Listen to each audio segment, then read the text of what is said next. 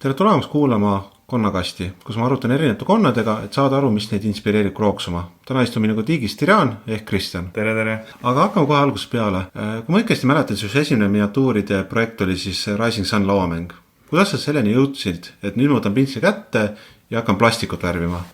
Minu esimene süke samm hobisse oli see, et ma hakkasin lauamängust ostma, mõnedest neist olid kujukesed. Ja aja vältel ma nägin, kuidas inimesed värvivad neid internetis ja ühel hetkel leidsin Age of Sigmari, kus siis tollal olid kõik reeglid mudelite jaoks tasuta ja ma hakkasin endale papist tegema väikseid goblini kujukesi selle jaoks. Puidust tegin alused ja papist väiksed kujukesed ja sellega sai ühega mängitud tollal. Aga siis ühel päeval mulle hakkas kõrva, et need inimesed, kes neid mudeleid värvivad, neil on akrüülvärvid, millega nad värvivad. Ja ma olen alati kuidagi ette kujutanud, et need on mingid erilised võluvärvid, mida ma ei ole varem näinud, aga akrüülvärvid mul olid kodus olemas, kuna mul pere on suhteliselt kunstikallakuga. Nii et otsisin need värvid üles, mul oli seal 5 värvi, mul oli sinine, roheline,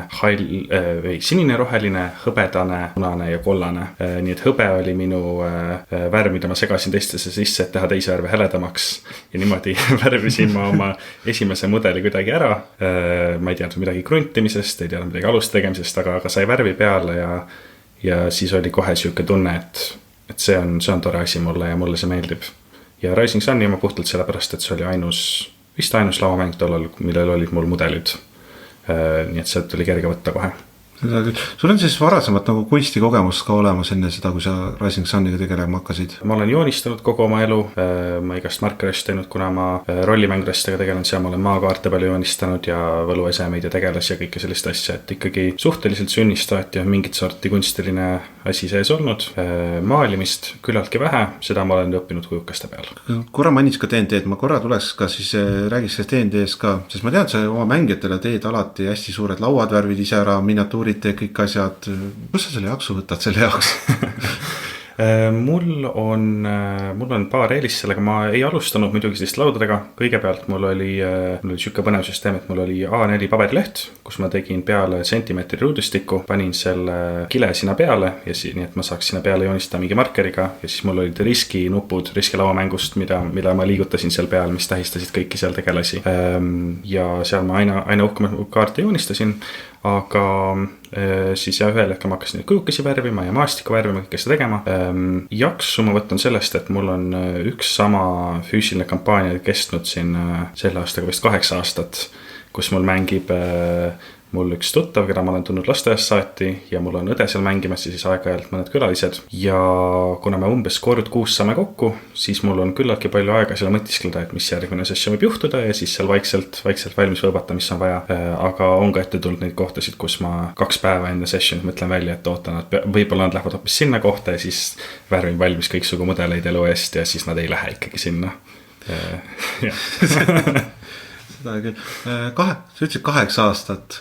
Kuidas on võimalik nii pikalt ühte mängu mängida? Kindlasti aitab see, et kuna mul on mängijaid seal 2 peamiselt, üks, keda ma olen tundnud küllalt kaua, et meil on sellised sarnased hobid ja sarnased huvid tekkinud ja leiame aega kergesti. Ja teine on mul õde, kellega on ka jällegi kerge kokku saada. Siis vähem mängijaid, aina mängime ja kuna me umbes kord kuus teeme, siis edasimineku kiirus on siuke natukene aeglasem. Eriti nüüd, sest nüüd me saame umbes kord kuus kokku, teeme tavalise mängukorra umbes 4 tundi. Vanasti meil oli ka vist kõige pikem on umbes 12 tundi olnud, kus tuttav tuli siis 8 või 3 päevaks külla ja siis iga päev tegime mängukorra. Ma tahtsin ka küsida seda, et kas sa, kui sa lood neid maailma asju, neid laudasid asju, kas sa teed nad üheks korraks või need ikka korduvad sul? Ma tahaks väga öelda, et ma pühendun modulaarsusele ja et ma saan neid igal pool muudki kasutada. Praktikas ma ei ole kunagi vist välja arvatud selliseid lihtsaid künkatükke. Ma ei ole vist midagi 2 korda siiani veel kasutanud, isegi mitte sõjamängudesse toonud, kuna mul on kippunud tulema sellised hirmsalt spetsiifilised need lauad ikkagi. Aga ma loodan, et kunagi ma saan neid veel kasutada. Ma tunnen südamest nagu ise ka DM olles, ma tunnen, et südamest nagu, et su mängijatel lihtsalt tõesti väga veab sinuga, et see on täiesti uskumatu, et nii hea DM on see. Aga tuleme korra miniatuuride maailma juurde tagasi. kui me alguses Rising Sun, siis sa ütlesid, et sa alguses tegid neid nagu papist ise täitsa armeed, et ise proovid mängu. Aga mis siis peale seda tuli, mis oli siis see esimene nagu ütleks miniatuuride projekt? Ma värvisin Rising Sunis vist äkki 5-6 mini ära, aga siis kuna ma hakkasin tundma huvi Warhammeri vastu, tegin Age of Sigmarit kõike seda, siis ma leidsin, et Brain Games on olemas ja seal müüakse põnevaid asju ja seal olid Morn Bansheed siis neile Nighthauntide jaoks. Ja nad olid täpselt siuke, et 4 tükki umbes 10 euro eest ja see tundus siuke nagu märksa mõistlikum hind kui mõned teised, mis ma olin leidnud sellal. Ja nad olid siuksed vahvad mudelid ka ja siis neid ma sain värvida 2 tükki värvisin kummitusteks, 2 tükki mingiteks tuleelementaalideks ja siis sealt vaikselt hakkas juba edasi libisema, et kui mul nüüd juba mingid Nighthauntid on, siis võiks ju selle starterkarvi võib-olla osta või seal midagi soetada ja niimoodi hakkaski see karpide kogunemine. Mis väljaandajal sa Age of Sigmariga liitusid, kas oli teine?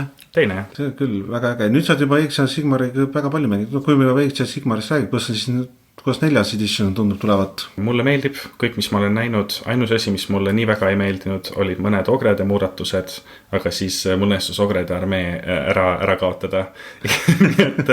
nii et see üks aga koht läks ka minema. Jah. Selle me tuleme hiljem, selle jaoks on meil eraldi kohe see osa, aga kui sa mainid ka korra, et sa nagu vahest TM-ina nagu lihtsalt teed 2 päeva enne tuleb mõtled välja mingi miniatuurid asjad. Kas see on see, et kas sa eelistad niimoodi, et sul on nagu kindel ajakava, et sa tead, et mida sa ette teed või sul meeldib siis, kui nagu nüüd järsku on vaja teha valmis? Mulle mõjuvad väga hästi kuupäevad. Olgu siis D&D või on mingi turniir tulemas, et ma olen kõige produktiivsem 1 päev enne asja toimumist, ükskõik mis asi see siis on. Reeglina mul ei ole, kui mul lõpeb ära mängukord mängijatega, meil ei ole kokku lepitud, millal on järgmine mängukord, lihtsalt mingi hetk, kas mina või keegi teine neist hakkab ütlema, et kulge võiks ju teha ja siis umbes sätime selle aja nädal pärast seda väljakutset ja siis mul tuleb see sisse see tunne, et nüüd on aeg, pean hakkama siin valmis tegema asju. Sest ma tean, et see tegi ka 1 nädal enne Combat Patrolli, enne kui see Combat Patrolli turniir toimus, sa otsustasid, nüüd ma konvertin, ehitan ja värvin täiesti uue nagu selles mõttes, ütleks armee lausa. Kas sa räägiks meil natuke sellest? See oli siis Sveni poolt korraldatud teine Combat Patrolli turniir. Ma olin otsustanud sellest mitte osa võtta, kuna mul oli olemas Taupatrolli karp, aga ma ei suutnud välja mõelda enda jaoks huvitavat armee skeemi ega asja, kuidas teha. Ja siis, kui oli 4 päeva aega turniirini, siis keegi astus sealt välja täpselt samal päeval, kui mul lõpuks tuli pähe armee mõte ja ma siis astusin üles, ütlesin, et ma proovin. Ma ütlesin ka kohe ära, et kui ma ei saa seda valmis, ma tulen oma eelmise Combat Patrolliga, kuna mul olid orkid valmis.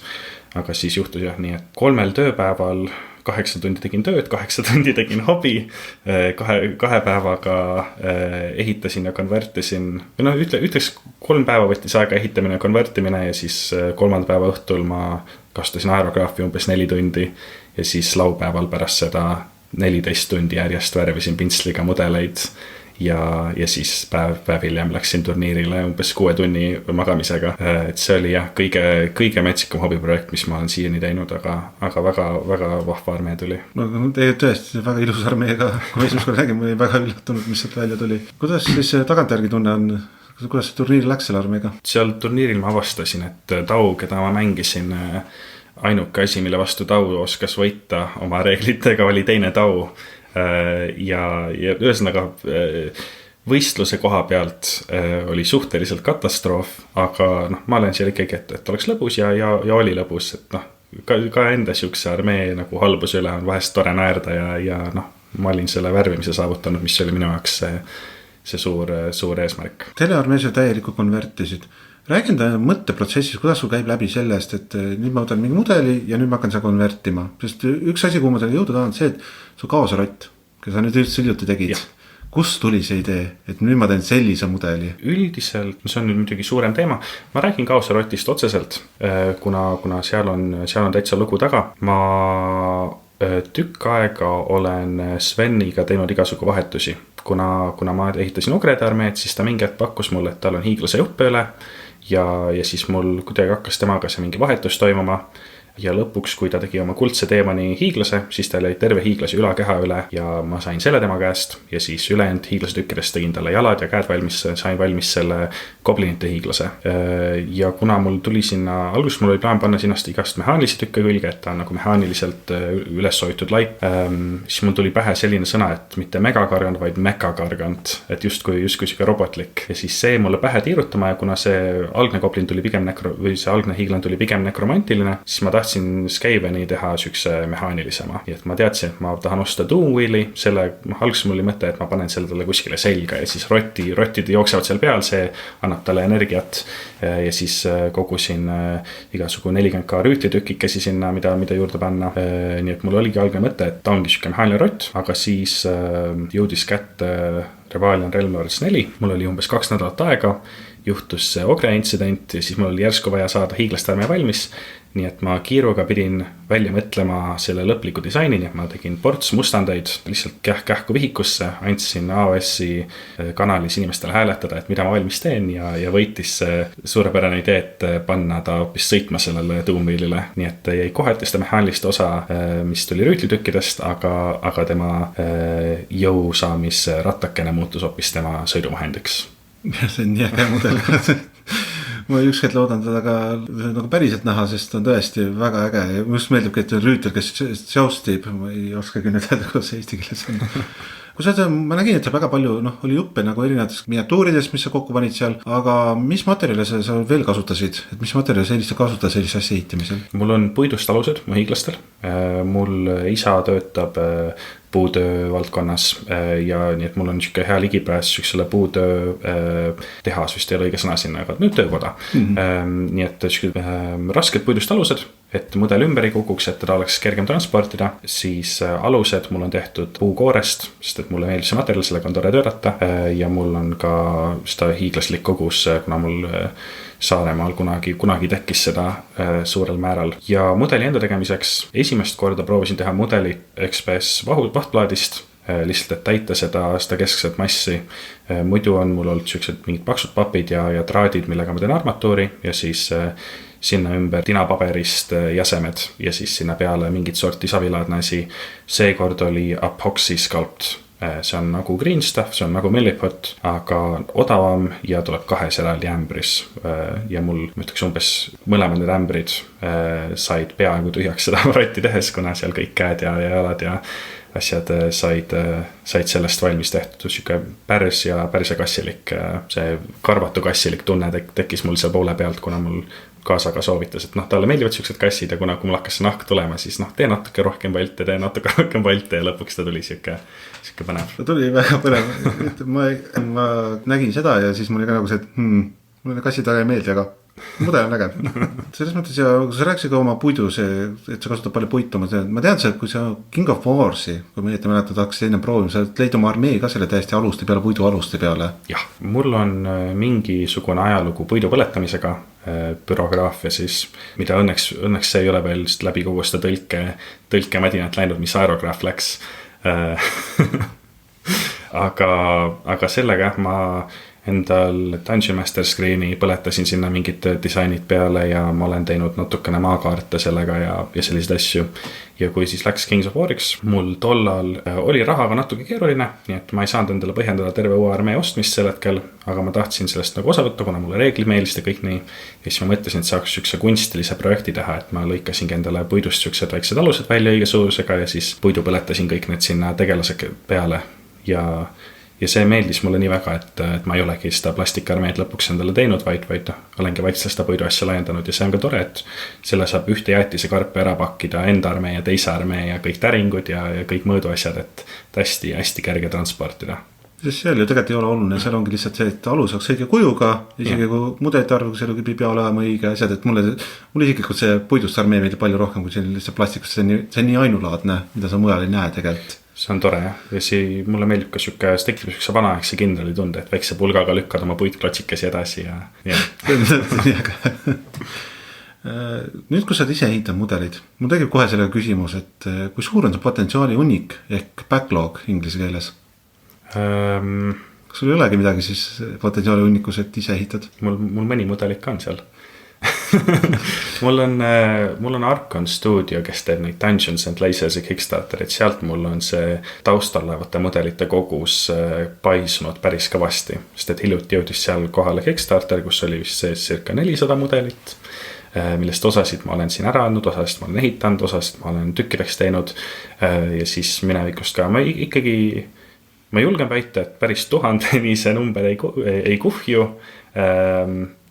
Ma ei tea, mis see number on, sest mul liiguvad need nagu edasi-tagasi ja teistele ja mõned lähevad tükkideks. Väga raske on hinnangut anda, kui palju mudeleid seal on. Mul on goblineid ka väga palju, kes ootavad värvimist. No, potentsiaali tulevikuks on jagub, et selles mõttes otsa ei saa. Nii on. Sul on väga huvitav stiil, kus sa kasutad väga julgelt erinevaid värvilisi toone. Ja sellega tegelikult ma jagas ühe kuulaja muret sinuga. Ma nüüd loen ta ette, et see on päris pikk küsimus ja ma loen ta otse siis ette. Kas sul on mingeid nippe, kuidas inimene, kes harjunud pigem värvides looma neutraalset valgusskeemi, aga oleks huvitatud teistest värviskeemidest? Kuidas ta võiks oma mugavustsoonist välja tulla ja värvida sama julgelt nagu sina? Ehk, mida sa soovitaks talle, kuidas alustada? Nii, siin on nüüd, mul on lihtne vastus ja mul on keeruline vastus. No, teeme mõlemad. Lihtne vastus on leida mingi põnev värv varjude jaoks, mingi põnev värv heledamate kohtade jaoks. Mulle isiklikult meeldib lilla varjude jaoks, et siis kui sa hakkad mingit mudelit värvima, varjutoonidesse sa võtad oma baasvärvi, segad sinna lillad sisse ja mida rohkem varju läheb, seda rohkem lillad seal on, nii et siis on varjud värvilisemad ja heleduse jaoks mulle meeldib kollane, sest lilla ja kollane on sellised põnevad värvid mõlemad. Nii et iga kord, kui midagi heledamaks teed, siis mitte ei sega valget sisse, vaid segad kollast ja siis juba natuke tuleb. See on see kõige lihtsam ja see, mis värv sa valid, see on su enda teha, võib-olla sa tahad seal heledamat sinist valguseks või sa tahad seal hästi tumepruuni või punast varjuks. Kõik on täiesti okei, aga niisugune lilla ja kollane on suhteliselt ohutud valikud.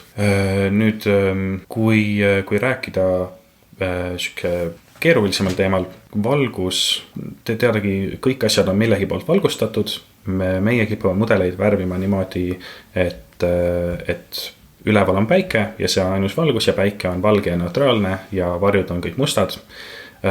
Mis mind aitas sellest mõtteviisist välja suruda, oli see idee, et ma vaatan mudelit ja ma ei keskendu üldse sellele, mis on mudeli enda detailid, ma ei mõtle üldse selle peale, mis sellel mudelil endal käes on või kuskil, vaid ma lihtsalt mõtlen, kust poolt võiks talle valgus peale paista. Ütleme, et tal on endal mingi helendav tükikene, tal paistab siit poolt punane valgus, teiselt poolt roheline valgus ja ma teen portsu suhteliselt vedelat värvi ja ma lihtsalt värvin selle valguse talle peale. Ma ei pane tähele, kus see tal pea on või mõõk või käsi, või ma lihtsalt värvin selle valguse peale, see saab aerograafiga samuti väga mugavalt teha. Ja kui mul see värv on alla tehtud, siis ma jätangi selle värvi täpselt niimoodi ja sinna sisse hakkan segama vaikselt nii-öelda neid päris värve ja neid toone siis sinna peale kihihaaval panema. See on niisugune vahva viis, kuidas saab huvitavaid värve ja valgused igale poole ja see on ka, kuidas ma selle tauarme sain tehtud 4 päevaga, et seal mul päris palju tööd tegi, kaks eri valguskird, mis tulid. Teine asi on lihtsalt ära karda teha üleminekuid veidraid, et kui sa värvid midagi pruuniks ja sa tahad sinna teha punast valgust, siis lihtsalt panegi otse punast sinna peale. Ära muretse üleminekute pärast, lihtsalt lajata sinna mõned eredad toonid peale ja siis pärast saad seal hakata kas tegema mingeid lasuure või kihitamist, et neid kuidagi ühtseks teha, aga kui sa paned mudeli enda laua peale, siis see üleminekute puhtus ei ole suugi nii tähtis kui see, et oleks eredad ja väljapaistvad kohad, kui su eesmärk on teha hästi värvilisi mudeleid. Ja eriti ongi see ka, et me tihti vaatame seda, kui me teeme seda tööd, siis me vaatame liiga ligidalt seda mudelit, ja kui me paneme lõpuks laua peale, siis vaatame, kui ei olegi midagi näha, siis me vaatame nii kaugelt ju tegelikult reaalsuses. Sellega ma küsiks, et kas millised on sinu jaoks sellised kindlad, peab oma lemmikvärvid või toonid? Mulle väga meeldivad erksad rohelised, siuke laimiroheline on mulle alati väga tähtis, et oleks käepärast on siis goblini nahk või mingi helendav valgus või muu selline. Vist Livery Green Vallejo Game Colorist on minu lemmik, ergas roheline värv. Hästi tume lilla jällegi on tore, sest et mulle meeldivad mu lillad varjud ja mis seal veel tähtsat on? Mingi tume pruun, sest et pruun on jälle siuke ohutu värv. Mulle meeldivad need värvi ekstreemsused, ma tahan hästi ärksaid punaseid ja rohelisi ja kollaseid, ma tahan hästi tumedaid pruune, lillasid ja rohelised varjud on ka põnevad. Ma ei ole nendega küllalt palju katsetanud, aga mulle meeldib, kuidas rohelised varjud välja näevad. Need on tõesti ägedad. Enne ma endist ka mudelite kohta, et kuidas Rising Sun'i versus teistega võrdled. Kas sul on mingi mudel, mille üle sa kõige uhkem oled? Tihti see mudel on kõige viimane, mis ma valmis tegin. Praegu ma olen väga uhke oma rotihiiglase üle. Rotihiiglasega samal päeval sai oma viimased pintslivõõped ka goblini hiiglane. Et need on siuksed suured mudelid, nende üle on kerge olla uhke, kuna rotihiiglane on siuke vähemalt pooleldi üleni minu enda poolt valmis voolitud.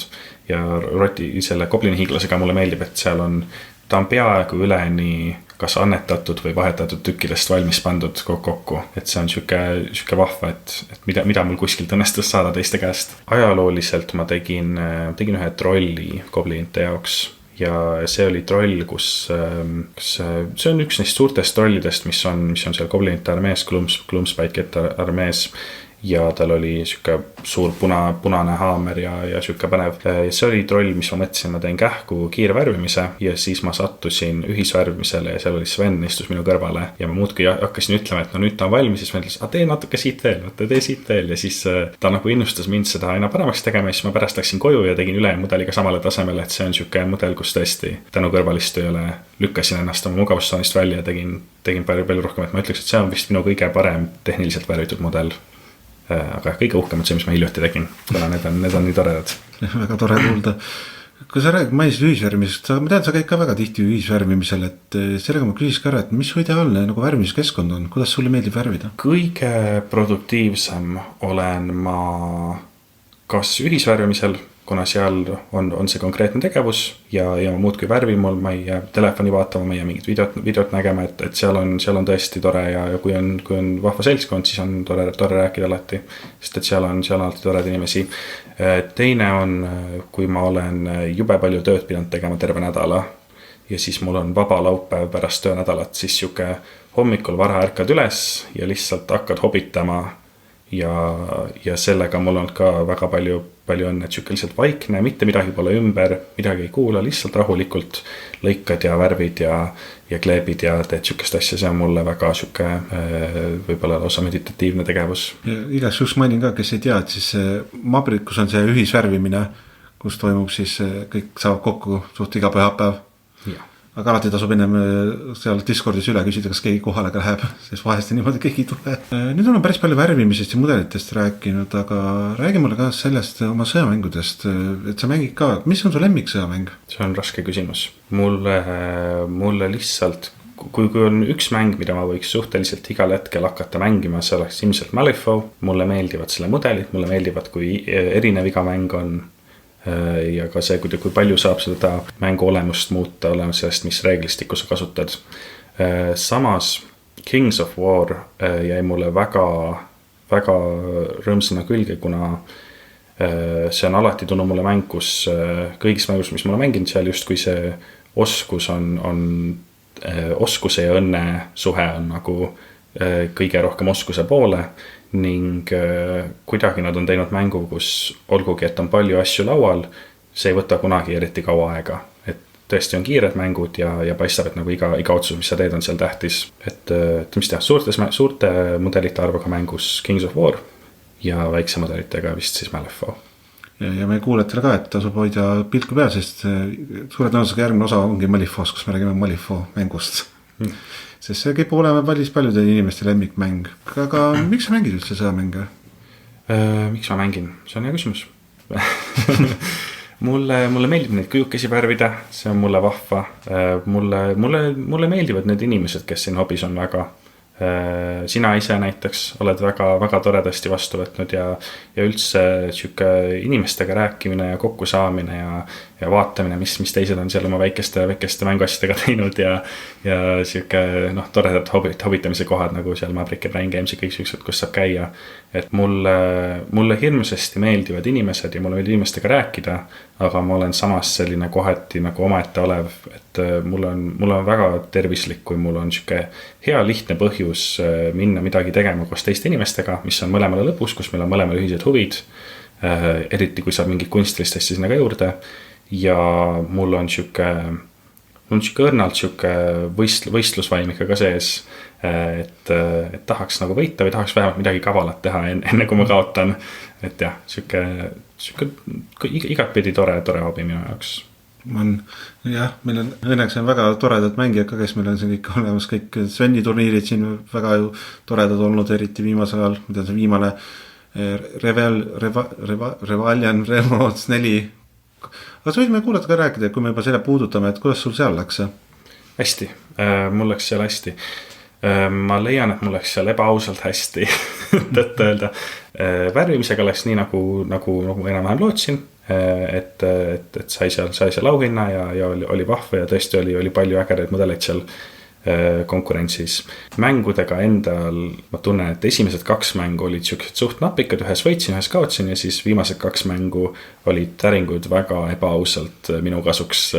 Hannesele ma tegin seal jubedaid asju, mida oleks parem, kui ei oleks juhtunud täringutega juba esimesest käigust saati. Ja Janusega oli lausa legendaarselt halvad täringuveeretused selles mängus. Et ei olekski vist saanud halvemini minna tal nende täringutega, aga see oli nii halb, et see oli nagu koomiliselt halb juba, et meil mõlemal oli lõbus sellest. Jah, kahju, et ma ise ei saanud tulla, sest need turniirid on alati väga temaatilised ja väga lõbusad. See puulusikas seal, kõik tahtsid seda puulusikat saada seal alati, puumõõk lausa seekord. Aga tegelikult meil on ka üks kuulaja küsimus siin jälle ja hoopis teisel teemal. Kirjelda ideaalset Warhammeri 40 000 armeed. Oi. See oli jah, kui ma seda küsimust nägin ka, siis mul oli nagu, see on päris huvitav. 40 000 armeed, see on huvitav, sest et ma 40 000-ga ma olen vähem kokku puutunud, sest ma olen teinud oma 3 combat patrulli, mis mulle meeldiks seal.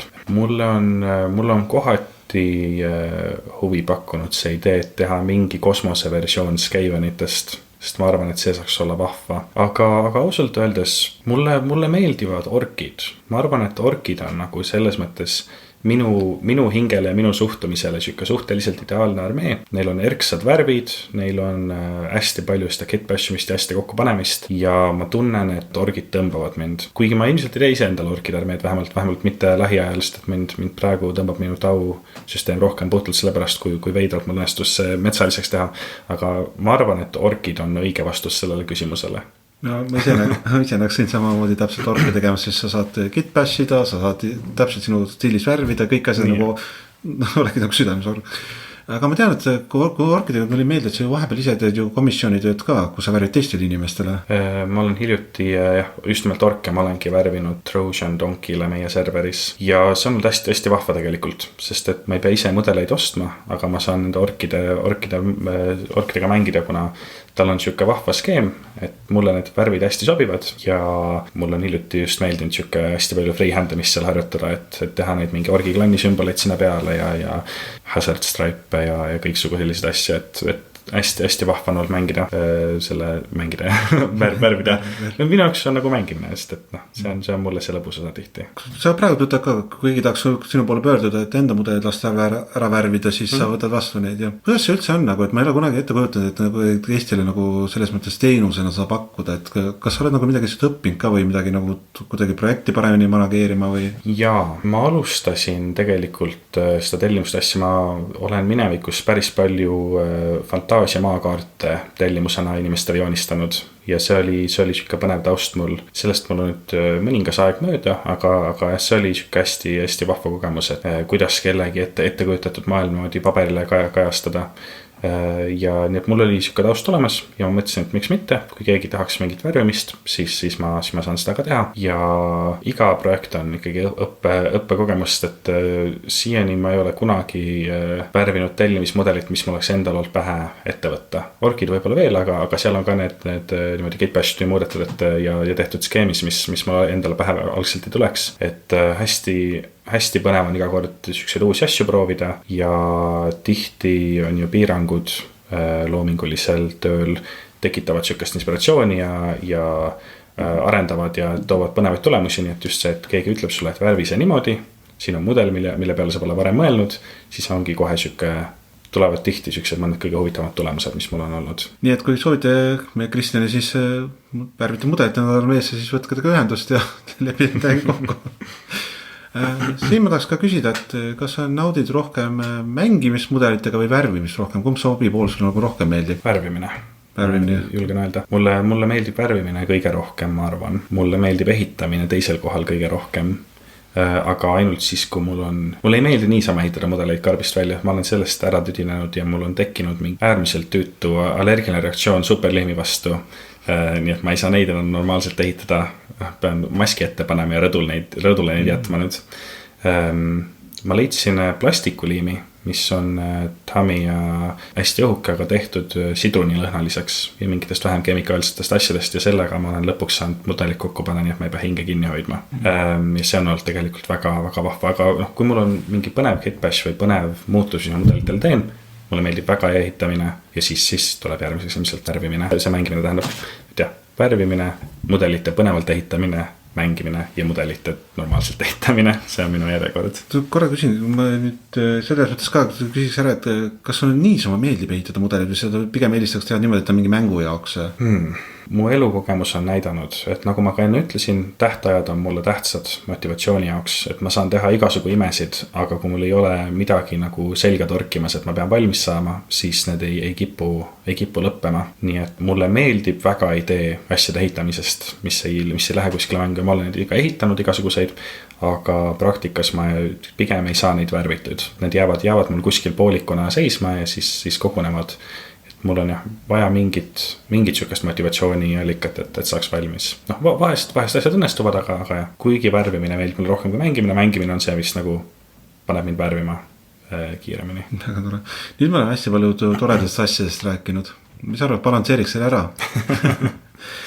Mis on kõige ebameeldivam osa hobis sinu jaoks? Hiljuti superliimi allergia tekkimine. See on, kui ma rotti olin ehitamas, siis ma 2 tuubi superliimi lasin talle sinna peale ja enne seda ma ei ole allergiat täheldanud ja siis terve öö ma seal köhisin ja hääl läks ära ja ei saanud magada ja oli siuke eriti halb olla ja siis ma hakkasin seal uurima, et mis see võis mul põhjustada ja siis proovisin natuke veel superliimi ja mul on üle öö suhteliselt tekkinud siuke hästi kõva häirireaktsioon superliimile, mis super tüütu, mis mulle veel ei meeldi. Mulle ei meeldi, kuna mul on tolmuallergia ka, kohati selle hobi, kas tükikesi või mudeleid, neile kipub kogunema tolmu palju peale, siis nende puhastamine või avastamine poole pealt, et miski on tolmu täis, et siuke enda väiksed terviseasjad, mis tekitavad siukest ebamugavust, aga muidu kõik selles hobis mulle meeldib, see värvimine ja ehitamine ja kõik. Mulle isegi meeldib mudelite transportimine, mis muidu on siuke tüütu, aga minu jaoks on siuke põnevaks pusleks muutunud, et kuidas ma elusalt saan need mudelid kohale ja kuidas neid pakkida ja panna sinna kõiksugu võimalikke asju sisse peale ja vahele, et jääks terveks asjad. Ma tahan küll küsida kohe, et kirjelda meile, kuidas siis mudelite nagu pakkimine välja näeb. Minul on isiklikult seljakott, kus ma panen lihtsalt, on need metallist riiulid, panen sinna sisse, võtan seljakotti kaasa, aga sulle tundub mingi põnevam protsess olevat? Kui ma mängin skirmish-mängu, siis mul on magnetid mudelitel all ja need lähevad lasteaias saadud Yu-Gi-Oh metallist kaardikarpi. Sinna sisse klõps magnetitega, Malifaux ja Warcry ja siuksed, mis on olnud. Nüüd see on mul see mõistlik viis. Ja kui on ükskõik mis muu suurem armee, siis ma asetan mudeleid kasti ja kukutan sinna neid pakkimis väikseid tükikesi sinna sisse, mis on, kuidas siin kutsutakse? Packing peanuts on vist inglise keeles see sõna. Kukutan neid sinna vahele ja panen veel mudeleid sinna, nagu puslet ehitan üles ja kihihaaval pehmendust ja mitte ja vahest sinna läheb mingi särk peale, et veel ühelt poolt pehmendada või mullikile ja kokku panemine ja siis tihti, kui mul on suur mudel, siis ta läheb mulle kätte. Ja hiljuti just sai sõita, et mul on ühes käes kott, kus on mul rotihiiglane, keda ma pean täpselt õiges asendis hoidma, et ta pikali kukuks ja katki läheks. Teises käes on mul lihtsalt lahtiselt see goblinihiiglane, seljas on seljakott ja bussi siste kohta ei ole. Millestki kinni ei saa hoida, kuna mõlemad käed on täis, siis proovin seal tasakaalu hoida seal bussis. Pärast 2 päeva turniiri, see oli päris vahva kogemus. See tundub väga vahva kogemus olevat. Aga kui me räägime bussisõidust, räägime siis sellest intsidendist ka. Mis sul siis juhtus? Mõtlesin, et et võiks ju teha ka kord enne Sveni turniiri proovimängu, et võtsin oma 2000 punkti ogresid, millest neljandiku moodustas see üks goblini hiiglane ja ma panin nad kõik ilusti karpi, panin sinna karpi ka oma reegliraamatu ja täringud ja oma mõõdulindi ja muud sellist asja. Läksin kohale mängule ja kui ma kohale jõudsin, siis mängukaaslane selgus, et ta oli rahakoti bussi jätnud ja oli parasjagu sellega tegelemas. See nüüd õnneks selle päeva õhtuks lahenes ära, sai kõik korda, aga kuna mäng oli nii vahva ja nii tore, siis ma hakkasin koju minema. Ma istusin bussis maha, panin enda kõrvale toolile selle karbi, kusjuures niimoodi, et mul ei ole võimalik tooli pealt lahkuda, ilma et see karp mulle ette jääks. Käes hoidsin hiiglast ja ma olin kirjutamas lahingumölludesse lahingu kokkuvõtet ja mul oli siuke energiat täis ja siuke rõõmus tunne ja minu peatus ütles kohale, tõusin püsti, kirjutasin veel lõpuni, astusin bussist välja, hiiglane ühes käes, telefon teises käes ja siis järsku tekkis siuke kuidagi külm tunne rinda, et midagi on nagu juhtunud ja mõistsin, et bussiga läks sõitma minu armee, mis oli päris karm ja ma saatsin sinna sõnumi sinna bussidele ja uurisin neid pilte, mis nad teevad kadunud asjadest, aga seda ei ole.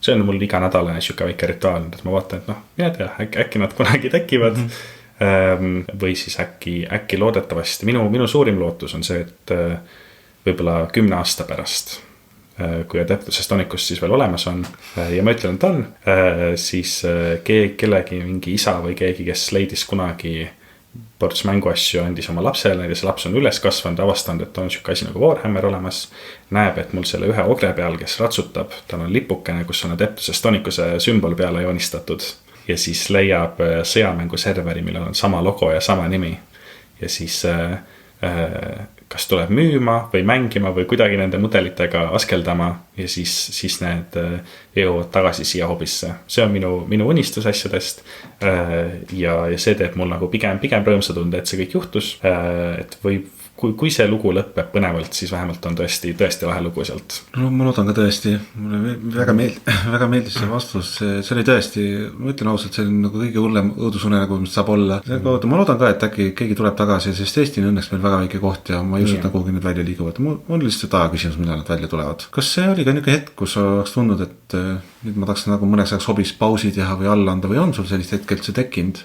Mul on olnud need hetked, aga nüüd on pigem siuksed, mul on olnud mingi raske päev ja kuidagi, vahest tuleb ikka pähe see mõte, et mis asja ma siin teen, ma kulutan nii palju raha ja aega, et mängu asju siin värvida ja mängida mänge ja vahest on mingi siukse mõrud õhtul, aga tavaliselt ma olen üldiselt optimistlik inimene ja kui üldiselt enamus mul probleeme, mis mul psüühiliselt on, lahenevad, kui ma öösel ära magan ja üles ärkan uuesti. Nii et tõsist siukest tunnet mul ei ole, mis kestaks rohkem kui ühe õhtu.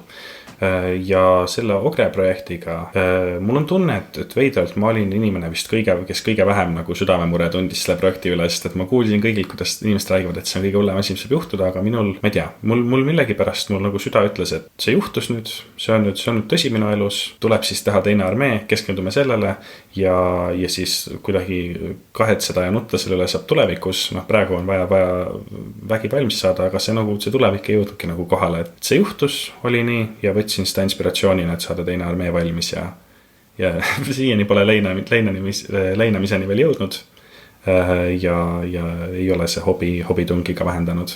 Ma saast aru, sest sa andsid väga ilusa vastusega Discordis, mida ma siin praegu äkki ette lugema, aga selle oligi see, et sa nagu kunstnikuna said seal oma nagu kogemuse juba kätte selle armee eest ja sa andsid lõiku edasi, sest ma hakkasin ise sama mõtlema, kui mõtlen mingi 3-4 aastat vanade mudelite peale, ega mul ei, nad on oma eesmärgi täitnud, ma olen värvitud, ma olen tehtud, ma tundsin uhkust, aga nüüd mul nagu see side on nagu otseselt nagu ei ole nii tugev, kui ta tol hetkel oli. See on väga terav kuld, et see ei paistab, et see ei lahku nii pea sellest hobist. Aga mida võiks tulevikust sinult oodata? Mida sa tulevikust saavutada sooviksid? Ma bussiga teel siia. Mul tuli lõpuks pähe see idee, mis ma tahan teha Cities of Sigmar armee jaoks. Ja ma ei taha sellest praegu siin rääkida, sest et ma tahan, et see oleks saladus. Aga kas sa saad äkki mõne vihje anda, pealiskaudse vihje või midagi, mis see võiks olla? Ma annan sulle vihje, sina oled seotud selle ideega. Okay. Nii et tee sellega, mis sa teha tahad ja ma võin sulle pärast saladust avaldada, kuidas sa sellega seotud oled. Pärast kui mikrofon kinni läheb, siis me räägime selle. Aga kuna mul läks nii hästi, et ma tahtsin seda armeed Spearheadi alustada ja Rebellion Realm Wars 4 õnnestus autasuks saada selle tavasõdurite karbikene. Nii et nüüd mul on testimiseks need sõdurid olemas ja saab katsetada, kas mu idee töötab. Ja siis sealt edasi. Aga muidu Turnip 28, see on minu asi, mis ma tahan väga teha, kuna mulle meeldib see taustalugu, mulle meeldib mõte teha mingid Grimdark asju, mis on siuke minust teistmoodi. Kuigi ma kardan, et ma teen ikkagi päris saravad roosted ja mädad ja mis kõik sinna peale. Aga natuke midagi teistsugust. Aga mina tean, mis Turnip 28 on, aga räägime kuulajatele paari lausega, et mis ta ennast üldse ette kujutab, kui inimesele, kes ei tea, sest mitte midagi. See on siis, kui ma õigesti mäletan, ma ei ole ka hirmus tuttav sellega, kuna ma alles vaikselt sihenen, aga siuke Napoleon ajastulaadne aeg, kus siis maad tabas mingit sorti katastroof ja kõik on nüüd muda täis, päike vaevu paistab ja ainsad taimed, mis on alles jäänud, on erinevad juurviljad ja need juurviljad kasvavad, kus vähegi on kasvada võimalik, kaasa arvatud siis kas inimeste sees või peal ja niimoodi. Ja sellega seoses inimesed on hakanud kogunema gruppideks ümber nende juurviljade ja uskuma nendesse kui päästvasse jõudu. Ja ongi siuke napoleonlik, rüütellik musketimäng siukses juurviljadest üle kasvanud maailmas, kus sa proovid oma juurvilja tähtsust tõestada teistele ja oma kultust levitada, kus sul siis kas on lendav õhupallid või kõndivad hukkamismasinad või lihtsalt põllul kasvatad viljasid, et olenevalt fraktsioonist. Ja seal on hästi tore on see, et seal otseselt nagu ametlikke miniatuuri ei olegi, vaid ongi see, et eeldatakse, et seda lood ise oma pande ja võtad lihtsalt selle reegli inspiratsiooniks, baasid õige ja üleüldiselt lihtsalt anna minna, tee midagi toredat. Mõned inimesed on teinud, et tigude peal sõidavad sõdalased ja siis on igasugused krabide peal sõitvad, see on hästi äge.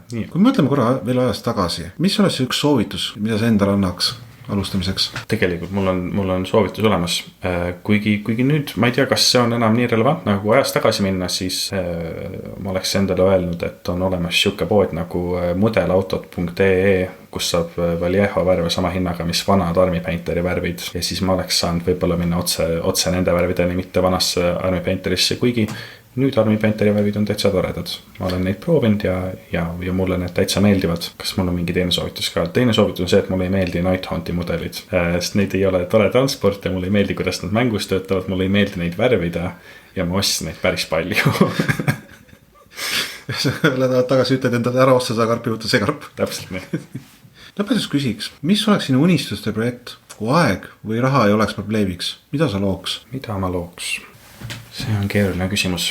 Ma kaldun arvama, et see on kuidagi seotud goblinitega. Ma kipun olema inimene, kellel ei ole väga palju plaane ette valmistatud. Ma tükk aega mõtlen ühe asja peale ja leian sealt mingi suuna ja siis hakkan seda edasi arendama. Nii et mul ei ole siukseid niivõrd suuri mõtteid sellega ees, aga ma arvan, et ma tahaks teha tõsiselt ägeda goblini armee ja võib-olla kõige lahedam asi, mis ma oskaks ette kujutada, oleks mingid individuaalselt mingite uhkete kunstnikute poolt mudeldatud goblinid, kas siis 3D failina või siis kui olekski mingid uhked kunstnikud mulle savist voolivad valmis, siuksed mudelid, mis on just nimelt minu armees ja võib-olla ise õpiks ka rohkem seda tegema, et see oleks tõeliselt äge värvida siukseid unikaalseid asju, sest et mõned esimesed mudelid, mis ma värvisin, olid, ise tegin savist endale trollid. Kui ma neid papist goblinid tegin, ma tegin savist trollid ja need on mulle väga südamelähedased. Ma ei tea, kas sina oled neid näinud, sa vist oled? Ma just ei mõtle, nagu ma ei mäleta, ma olen su puidust näinud, ma olen su paberist näinud, aga savi ma ei mäleta. Ma vist tunne, et see ei ole vist jaganud neid. Kunagi ammu panin neid valmis töödesse, aga jah, see oli hästi tore ja see, et neid ongi üks olemas ja kui see põrandale kukub, siis teda enam ei ole olemas, mitte kuskil maailmas. See tekitab minus nagu siukse põneva tunde, et need on nagu väga päris. Ma arvan, et paneme pärast lihtsalt selle osa alla linkidesse, paneme selle savist goblinite pildi ka sinna alla. Siis kui ma kuulad saab ka vaadata, siis praegu mind väga huvitab ennast ka, et millised nad välja nägid. Aga minu poolt aitäh sulle, Stiirjaan, et minuga liitusid. Oli väga tore. Mul oli ka väga tore. Ja nüüd ongi Kon künka otsas.